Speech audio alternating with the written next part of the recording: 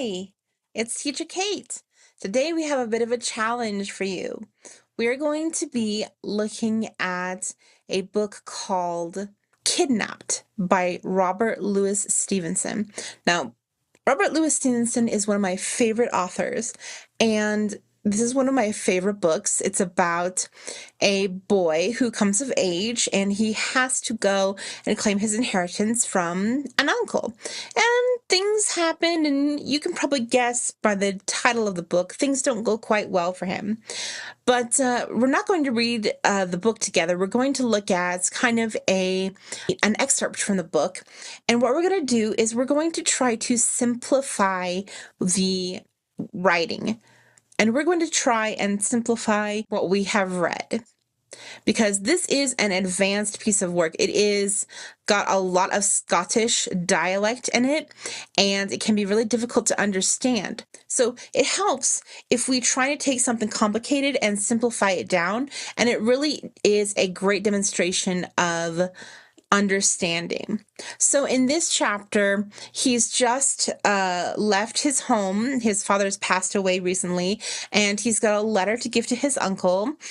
He's gone to the house, and this kind of angry old man kind of sticks a shotgun out at him and threatens him. And finally he says, come out, I've got something to give you. And so that's what we're going to start. So we're going to read this passage here, and then we're going to go over it together. Okay. And I'm so sorry if I butcher some of the Scottish words.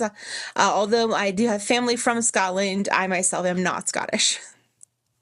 So another thing you can do if you're reading along, you can find this book for free. Click the link down below and you'll find the whole book for free. There's this chapter 3 right off the bat. I make acquaintance of my uncle.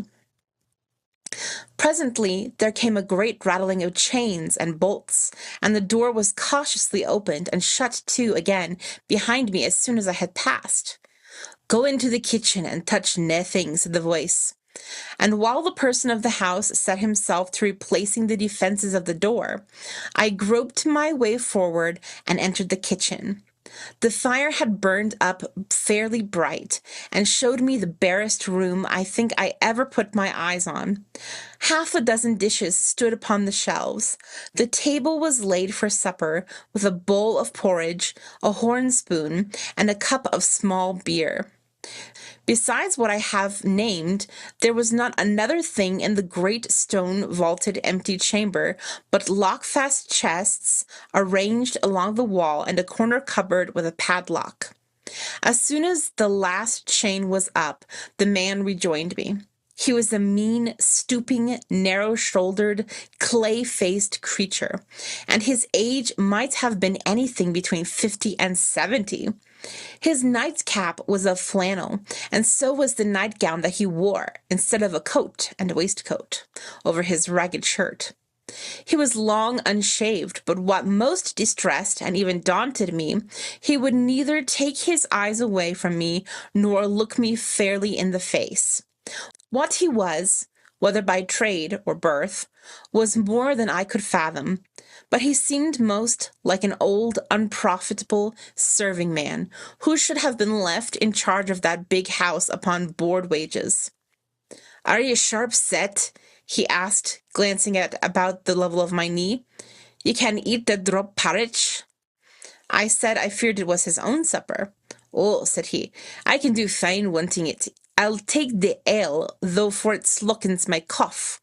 He drank the cup about half out, still keeping an eye upon me as he drank, and then suddenly held out his hand. "Let's see the letter," said he.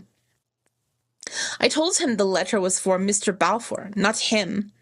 "And who do you think I am?" says he. "Give me Alexander's letter." "You know my father's name?" "It'd be strange if I didna," he returned, "for he was my born brother, and little as ye seem to like either me, or my house, or my good parritch, I'm your born Uncle Davy, my man, and you my born nephew. So give us the letter and sit down and fill your kite." If I had been some years younger, what with shame, weariness, and disappointment, I believe I had burst into tears. As it was, I could find no words, neither black nor white, but handed him the letter and sat down to the porridge with as little appetite for meat as ever a young man had. Meanwhile, my uncle, stooping over the fire, turned the letter over and over in his hands. All right, a lot to go on here. So we have Davy actually making the acquaintance of his uncle, meeting his uncle for the first time. And depending on what you know about the family vocabulary, an uncle is a brother of either your mother or your father. Or it could be someone who has married the sister of your mother or father. In this case, it is Davy's passed away father. It is his brother. That's clear as mud, as we say. And so we go in and let's look at the first part. You can hear a great rattling of chains and bolts. And as soon as he had come in, the man shut the door quickly behind Davy, and he said he could hear him rattling away on the door again. And what that means is that chains and bolts, he has a lot of locks on the door. Now there can be lots of reasons to have locks on the door. It could be, you have a lot of valuables inside. It could be, for me, it's kind of growing up in a poor neighborhood. You have to make sure everything is safe. So you have a lot of, chains, bolts, locks on the door. So we already see that this man is a bit nefarious, a bit untrustworthy. And so he kind of is very gravelly, very grouchy. He says, go into the kitchen, don't touch anything. And he goes in and he says the room was very bare, hardly anything in. There was a few dishes, a shelf. The table had just a bowl of porridge and a beer. And he said there's hardly anything else inside the room. And then the man came as soon as he had locked the door back. And we describe him, he's mean. We can imagine he's hunched over, drooping, like that.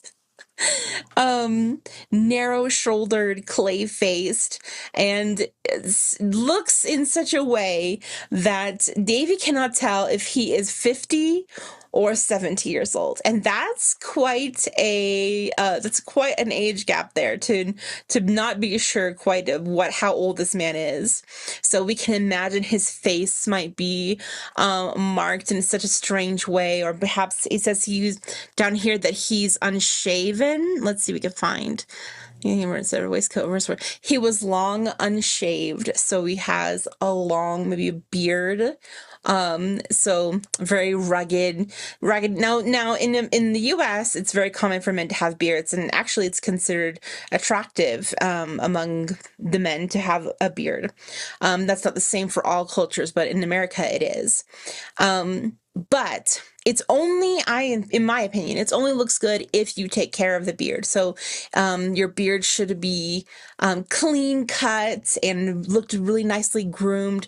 But we can imagine, based on how he's been described, that he's not shaved ever. He's not kept up with his appearance at all. It says he was in his nightgown, and it was raggedy. He said he wore it like a waistcoat instead of a coat. Over his ragged shirt. So, very, very, very gross kind of look, not a good look. He kind of like looked at him and he was kind of staring at him, his eyes squinting. Let's see. He said, in fact, he's kind of describing him as like a servant. He said he's dressed like a servant that only stays here because instead of getting money, he gets paid to live here, to get to care of the house. And he asks him, did you want some of that porridge that I left there? And he said, oh, isn't it yours? And he's like, oh, I'll be fine. I'm just going to drink the beer. It helps my cough. So he drinks it while still kind of keeping it, kind of looking around. And then he said, let's see the letter. And David is still thinking this guy's a servant. He doesn't know this is his uncle. And he says, it's only for the man of the house, Mr. Balfour. And he says, that's me. And so he said, I am your uncle, and that is my brother, so give me your letter.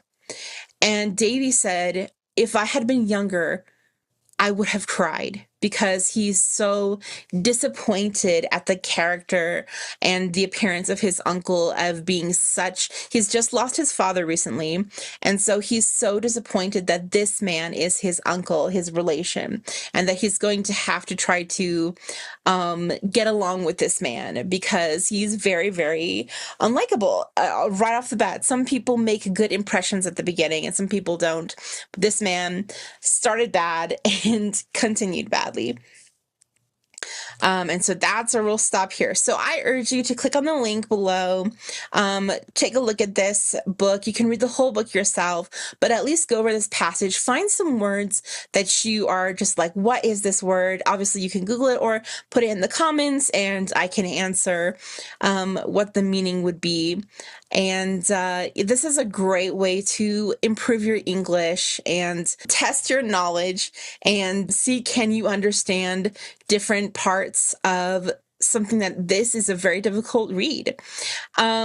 And if you want, you can also find another passage for yourself and give yourself a test there. Say, can I understand through context? Check out clues. If you say, I don't know what this word means, but I know that he's talking about this, so I can guess that this must be the meaning.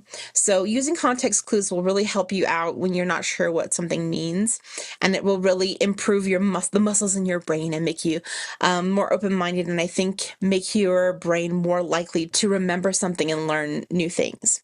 So that's our difficult passage, or our perilous passages for today, perilous paragraphs. I love doing this. We'll either do more from this. Let me know if you want more of Kidnapped or you'd like to try another book. There's so many classics that are great ways to practice your English and your vocabulary. So that'll be all for today. I'll see you guys next time. Bye.